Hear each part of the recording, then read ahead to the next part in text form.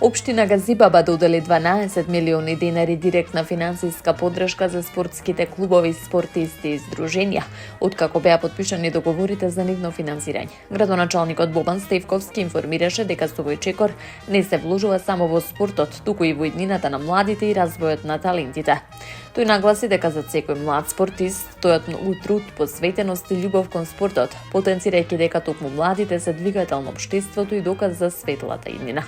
Според Стефковски, финансиската поддршка представува и силна порака до спортистите дека институциите веруваат во нив и ќе продолжат да создаваат услови за нивен напредок и успеси. Од општината посочуваат дека целта е да се изгради средина во која талентот се препознава и се разбива, а резултатите од трудот на спортистите да бидат причина за гордост на целата заедница.